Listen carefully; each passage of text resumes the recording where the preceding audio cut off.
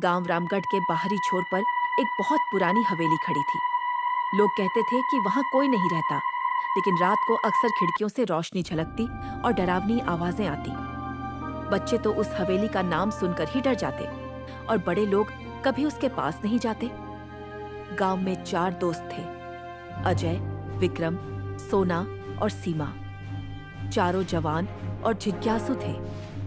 उन्हें हमेशा रहस्यमयी जगहों पर जाने का शौक था। एक दिन शाम को चौपाल पर बैठे-बैठे अजय ने कहा, सुना है हवेली में रात को किसी औरत की रोने की आवाज आती है।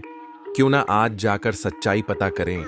विक्रम ने डरते-डरते कहा, पागल है क्या? लोग कहते हैं वहां से जिंदा लौटना मुश्किल है।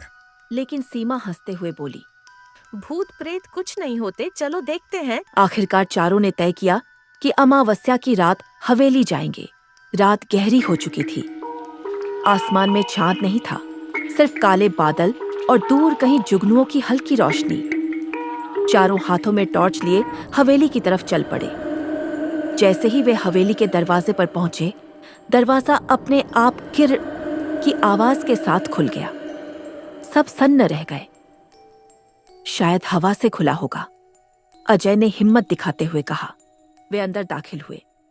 हवेली की दीवारें टूटी फूटी थी, छत से जाले लटक रहे थे और कहीं-कहीं से चमगादड़ उड़कर उनके सिर के ऊपर से गुजर जाते। सीमा ने टॉर्च दीवार पर डाली तो देखा कि वहां किसी औरत की धुंधली तस्वीर बनी हुई थी। तस्वीर का चेहरा अधूरा था, आंखें थमे नहीं थीं, बस खाली गड्ढे। सोना डरकर बोली, ये कैसा चित्र है? तभी ऊपर से पायल की धीमी झंकार सुनाई दी। सबने एक दूसरे को देखा। कोई कुछ कह पाता, उससे पहले ही एक परछाई सीढ़ियों से उतरती दिखी। वह सफेद साड़ी पहने एक औरत थी, जिसके बाल उसके चेहरे पर फैले थे।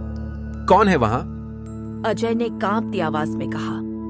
औरत ने कोई जवाब नहीं दिया, बस धीरे धीरे उनके पास आने लगी।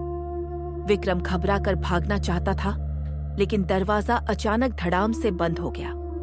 सबकी सांसें अटक गईं। औरत पास आकर बोली, मुझे मुक्त करो। सीमा ने हिम्मत कर पूछा, तुम कौन हो? मैं इस हवेली की मालकिन राधा थी।